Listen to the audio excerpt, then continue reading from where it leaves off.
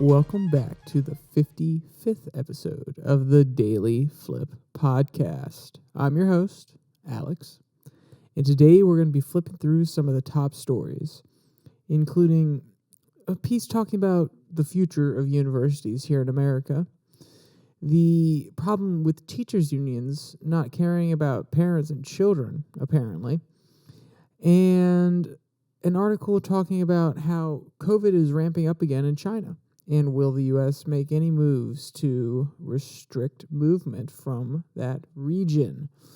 And of course, we will end today with our daily delight, a story meant to leave you feeling positive and ready to take on the day. Now, that's enough rambling from me. Let's jump into our daily debate. So as the overall population born within the United States, so not coming from overseas, different countries, actually born within the United States, is declining, as well of the portion of that population that is attending higher education is declining as well. Are colleges in for a shock? I mean, they've continued to increase the amount of faculty, in some places almost rivaling the amount of students actually going and attending the college. So will colleges be able to adapt, or will they see mass closings across the U.S. here in the future? I think it's an interesting conversation, and it's one that I've seen lots of speculation on for a few years now. I think I became fully aware of this issue in 2018 when I was looking at the demographics of by age in the United States. So, it's not a new topic, but of course, a lot of universities have made some changes that they think will bring in more people, different populations than they normally appeal to. So do you think that's had any effect? Or like I said, do you think we're going to have mass closings? Or maybe there's a third option, or maybe a fifth option. Whatever you think about this subject, throw it down in the comment section. I'd love to hear your opinions. All right, let's jump into our first article that comes from the Daily Signal. Are universities doomed? Oh, sensational headline, but it got my attention, so obviously it works a little bit. So ask anyone who has to pay back student debt, and they will tell you how broken the current system is. Not only can you not pay back, not pay back, is what I meant to say, student loans, but tuition costs have only inflated over the past 30 years. When I have conversations with my parents or some of my friends' parents about how much they paid to go to school back in the day, I was like, wow, you guys had it good. And obviously, inflation plays a key role in that, but even then, the increase in tuition over those past 30 years greatly outpaces inflation. So it's one of those questions where are they actually adding value? At the end of the day, most people will be willing to pay a little bit more money. They will be willing to spend the extra money if they can come out of college with a guarantee of getting a certain type of job with a certain salary, or even if they don't come out with a certain salary, at least they feel like they gained something extremely valuable or valuable enough for the money they're paying to go to college. I mean, everybody knows that. That's simple cost-benefit analysis. If you've taken one economics class, even if you've existed on this earth for more than 10 years, you probably have some understanding of, if I do something, it should be worth the cost. Now, of course, there are differing opinions on this. Some people say that college is one of the most informative places you can go. It will allow you to see alternative perspectives. It will allow you to grow as a person. And then others will say it's just an extra 4 years of partying, delaying your life, and indoctrination. And neither, and let's be clear, I'm not saying that's for either political side, because at the end of the day, there are probably people that believe that on both sides of the aisle. But I think this article does a good job at breaking down some of the problems that a lot of people on the right see. Obviously, it's from the Daily Signal, so it has its biases, but I want to start with one quote and kind of examine it, and there's another quote towards the end that I want to get to. Quote, during the 1990s, culture wars universities were warned that their chronic tuition hikes above the rate of inflation were unsustainable. Their growing manipulation of blanket federal student loan grants and part-time faculty and graduate teaching assistants always was suicidal. Left-wing indoctrination, administrative bloat, obsession with racial preferences, arcane and jargon-filled research, and campus-wide intolerance of diverse thought shortchanged students, further alienating the public and often enraging alumni. Over the last 30 years, enrollment in the humanities and history crashed. So did tenure-track faculty positions. Some $1.7 trillion in federally backed student loans have only green-lighted inflated tuition and masked contagion of the political indoctrination and watered-down courses, end quote. So someone in college, is there indoctrination going on? And I would say at the end of the day, there are professors who have their biases, they have their agenda, they have their beliefs, and they want you to think a certain way. They are very far and few between. There are a lot of professors who have their agenda, they're willing to listen to your side, and even if they disagree with you, you can get along with them just fine. Now, you're not going to get any of the special, come over to my office for the extra hour and have a conversation with me, sit down with me, grow with me, and allow me to see you as more than just a student, but a person I can get along with, have a conversation with. But at the end of the day, they're not going to shutter you. They're not going to hurt you. They're not going to say that you can't get an A in my class because of your certain beliefs. There are some professors who, though they do not outright say that, they do say that the way they approach it, their thought process is correct. And therefore, the correct answer, the only way to get the A, is to have the same belief as them, or at least a similar belief with good argument and justification behind it. Like I said, they are far and few between. But at the end of the day, if you even look beyond the teachers, most of the books that I have been assigned most definitely have a bias. If a person who was 80 years old, who has been a conservative their whole life, read these books or compare them to the books that maybe they used when they went to college, they most definitely could see the lean in one direction rather than the other. And this is not necessarily a bad thing, or at least in the example I gave, the culture has changed since that 80-year-old person, maybe even a 50-year-old person, went to college. So, of course, if you're referencing or comparing to how society was when they went to college, it is different. But at the end of the day, there are certain ideas that are stated as completely factual, as in there is no argument whatsoever to them, that don't necessarily hold up. And what I mean by that is, at the end of the day, it's more of an opinion being stated as a fact when it comes to certain, I'll give an example, with certain business practices. They offer in one of my books from 2 years ago in a management class, they offered the position that ensuring that things are a little bit more decentralized, you give a little bit more work to your employees, you burden them with a little bit more, but in doing so, you allow them to have a little bit more freedom over their own schedule, how they want to approach things, and therefore they'll work harder. And while there is empirical evidence that proves this, I did a essay that goes against that thought process, which at the end of the day, having a more centralized command structure, as I've pointed out in a podcast before, allows for a company to quickly respond to changing market conditions. Having a centralized vision allows them to get through hard times sometimes, and that is also borne out by empirical evidence. So when the book states it as a fact, it's more that it is based in evidence. It has empirical evidence behind it, but that doesn't mean that it is the only, or as the book was pointing out, the best way to go about running a business. So I think things like that, I'm not saying it's indoctrination. I'm saying that every single person who writes a book, every single college that uses certain books, they all have leans, they all have values, they have teachers that want to reinforce how they've done business in the world, how they've interacted with the world. In the case of sociology professors want to enforce their worldview, so they find books that enforce their worldview. I'm not saying that's a bad thing, but that is the case. That is how the world works, or at least college works nowadays. It is very hard for anybody nowadays to be truly objective and pull away. I've only had maybe 3 or 4 professors, most of them in the business department, who are truly objective on a lot of the conversations that come up that aren't just pure, hey, let's talk about math, let's talk about this accounting practice, let's talk about this economic formula. When it comes to things that could be opinion-based, I've only had a few professors who are 100% objective. They're not subjective, or at least they try to remove their feelings from it whatsoever.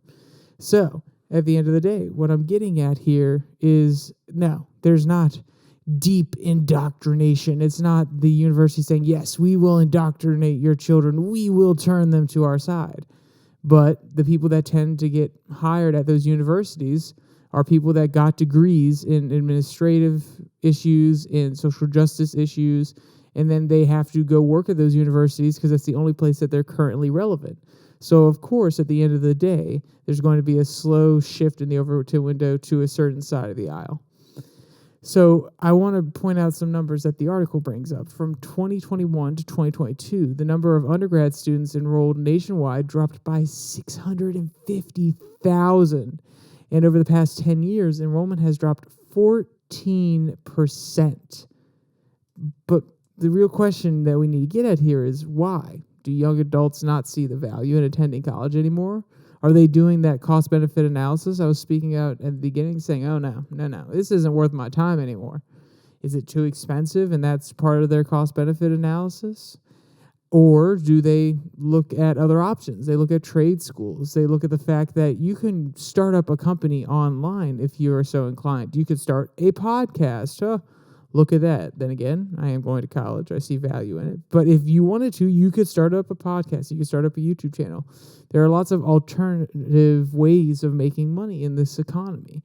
And at the end of the day, some people may not even have wanted to go to college in the first place. They just may have been part of a certain population that would have been pressured into going by their parents. But now they see an alternative way forward.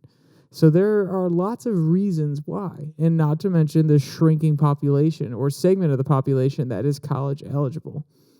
So not only are colleges losing students, but the author also argues that they are unwisely using their money.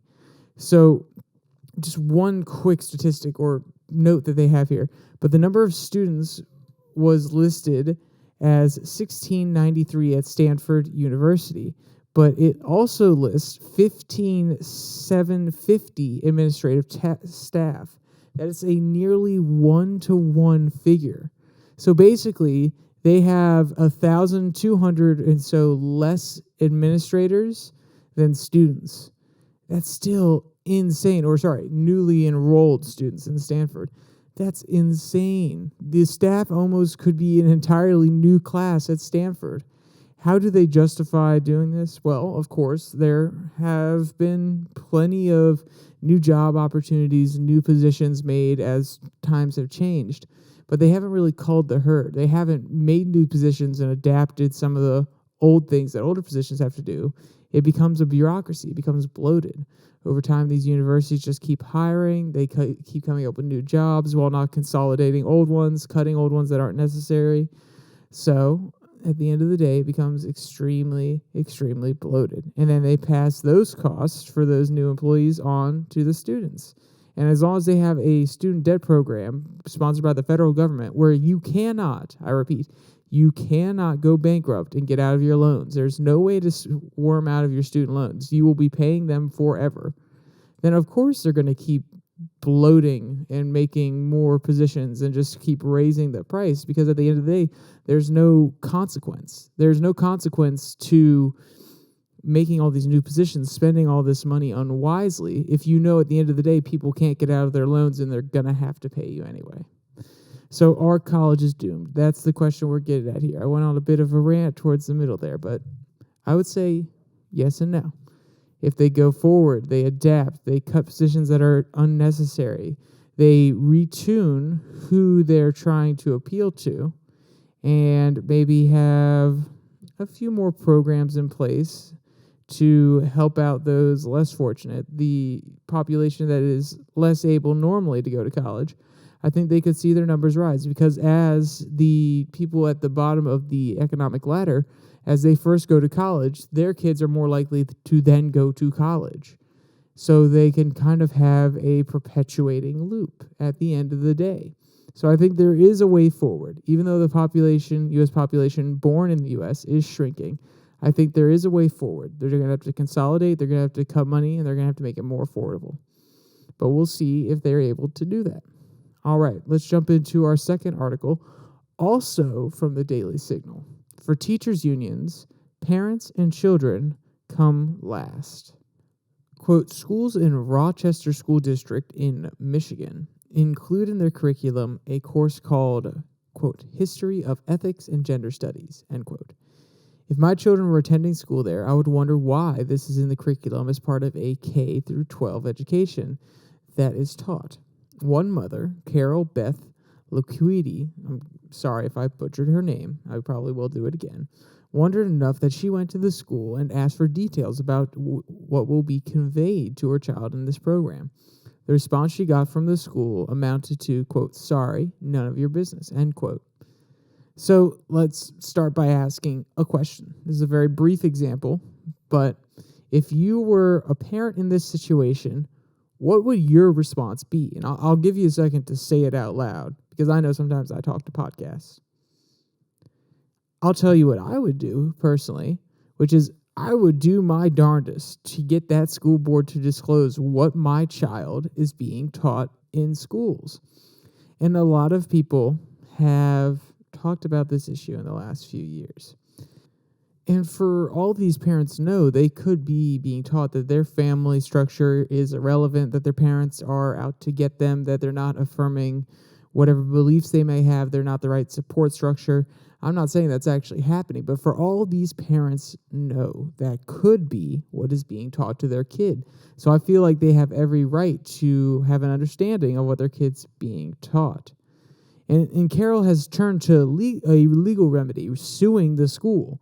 She's arguing that as a public institution, she should be able to, or the law firm that she hired, should be able to use the Freedom of Information Act to make the school system tell her and other parents what their children are being taught.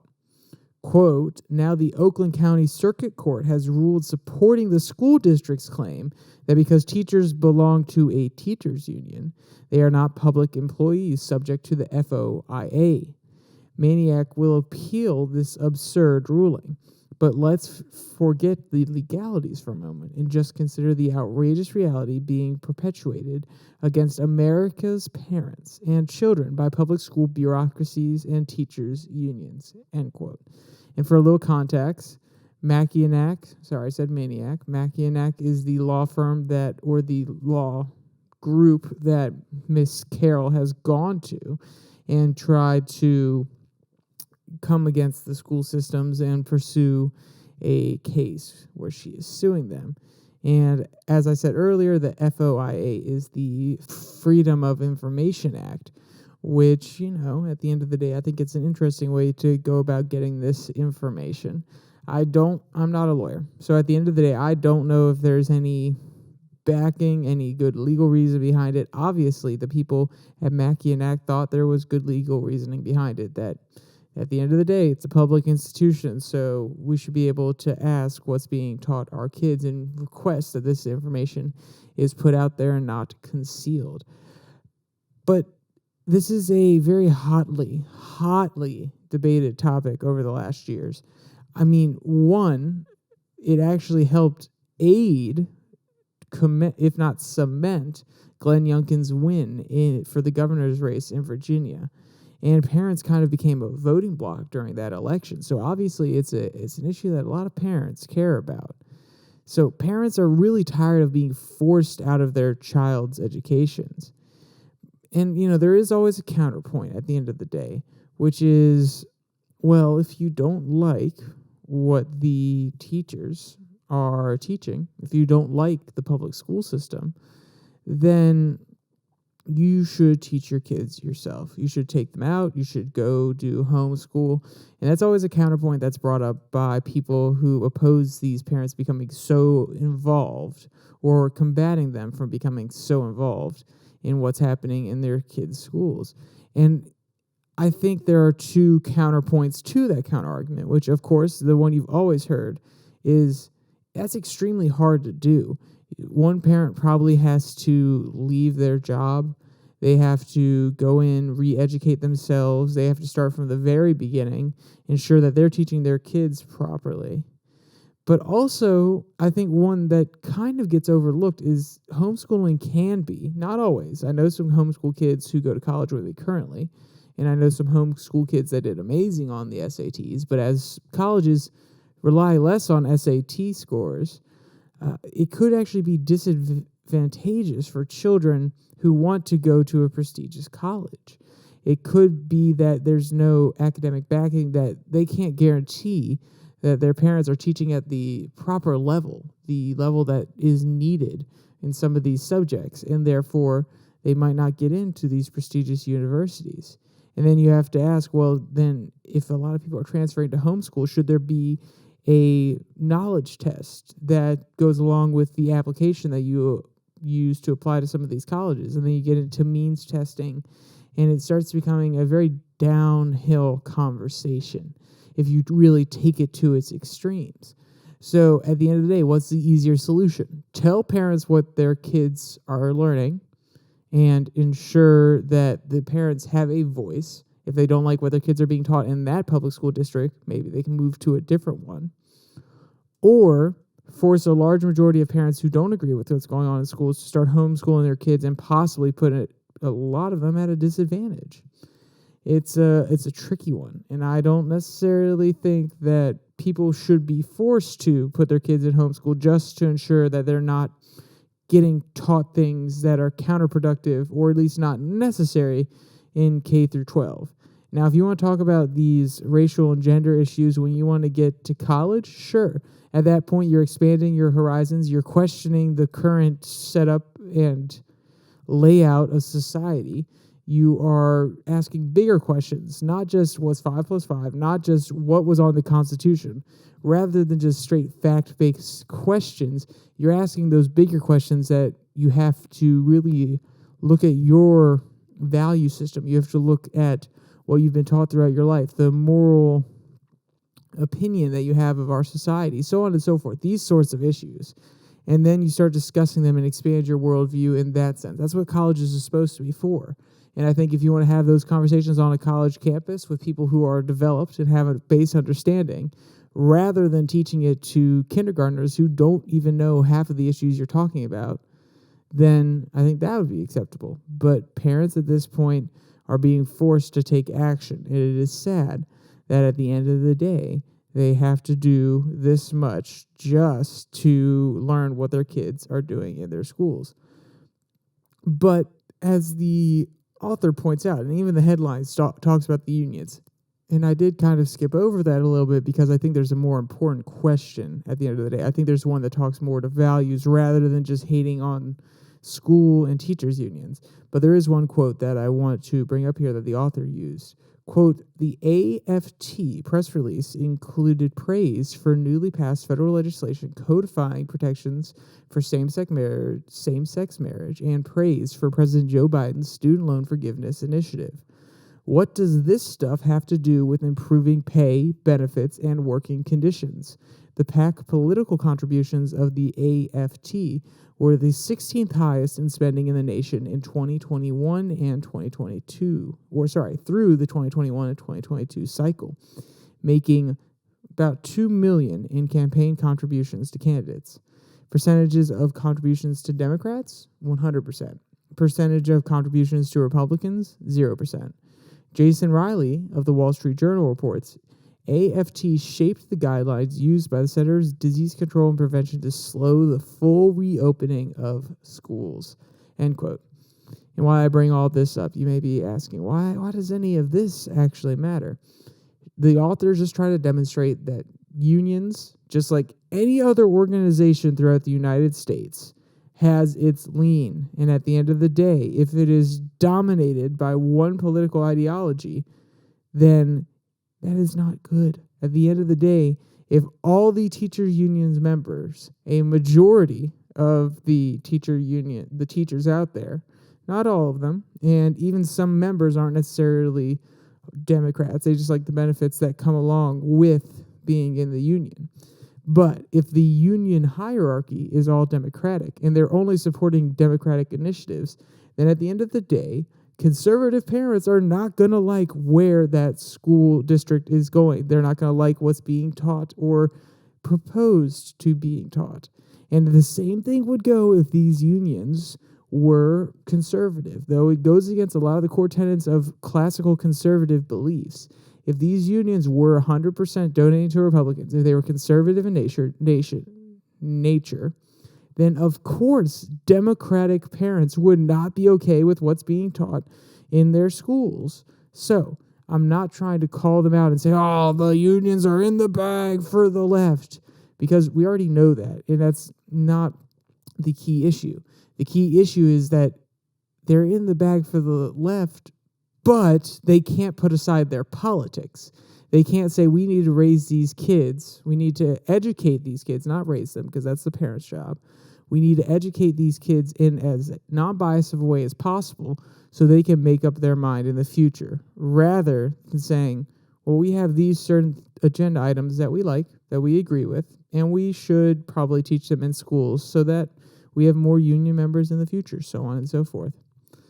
All right, that is enough ranting on that issue. Let's jump to something international before we quickly jump to our daily delight. BBC, China COVID. U.S. considers restrictions on Chinese arrivals. So as China has decided to backstep on its zero COVID policy, or as they put it, relieve some of the tension, there have been a growing number of cases, not to mention the ones that have not been reported by the central government. Quote, the true toll of daily cases and deaths in China is unknown because officials have stopped releasing the necessary data. Reports say hospitals are overwhelmed and elderly people are dying. Last week, Beijing reported about 4,000 new COVID infections each day and few deaths. Before the relaxation of travel rules, people were strongly discouraged from traveling abroad. The scale of outbound group and package travel was banned, according to marketing solutions company Dragon Trail International. Within half an hour of Monday's notice that China's borders would reopen, data from travel site tripco.com cited in Chinese media showed searches for popular destinations had increased tenfold last year, end quote. And with China finally reopening, many citizens are very eager to get out of the country for the first time. Some of the author points out some of the main popular destinations that are being thought of are Japan, Hong Kong, Thailand, South Korea. And though America does not appear on that list, many officials are still considering whether or not it would be important, whether or not it be prudent to have some restrictions in place to ensure that the growing number of cases in China doesn't actually spill over into the United States. Quote, American officials say this is due to a lack of transparency surrounding the virus in China as cases surge. On Wednesday, Italy announced plans to enforce mandatory testing after tighter measures were outlined by Japan, Malaysia, Taiwan, and India. The U.S. still requires international travelers to show proof of being fully vaccinated against COVID on entering the country.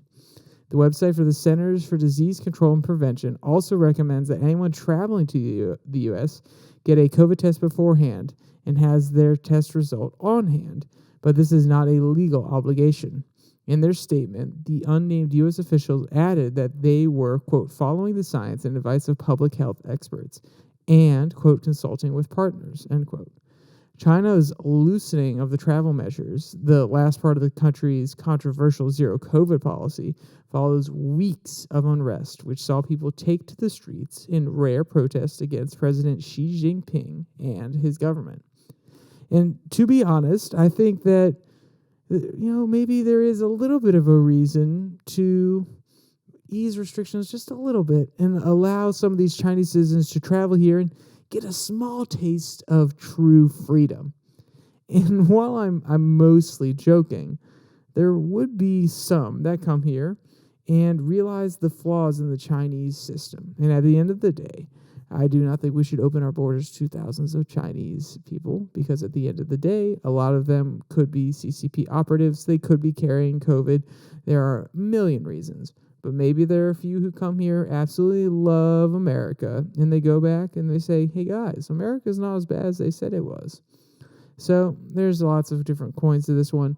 I think that this is something you should keep your eye out for, considering there are a lot of cases going on in China right now. And if they're easing restrictions, we may see a small uptick here in the future. Just keep your eyes out and don't be too scared when it comes through. Be cautious, be smart, consult with your doctor, so on and so forth.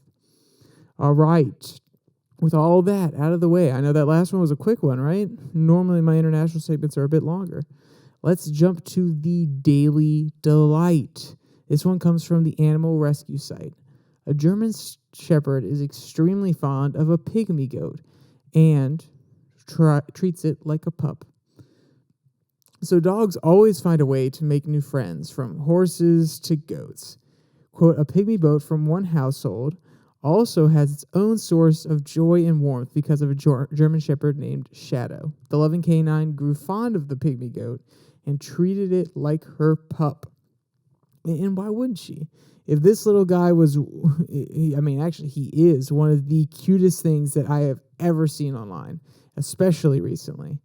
Quote, you can see how happy Shadow is with the baby goat by her side. It's evident in how she smiles with her eyes and how she wags her tail. Shadow is pretty proud of being the baby goat's fur mommy, end quote. And if you want to see any of the cute photos or any of the videos or read any of today's articles, they will all be linked in the description below that like and subscribe button. Down there you can also find the Twitter handle at Your Daily Flip. Try to post something every once in a while, and the links to the podcast on Monday, Wednesday, Friday. All right, besides that, there's only one more thing to say. Stay safe. Don't die.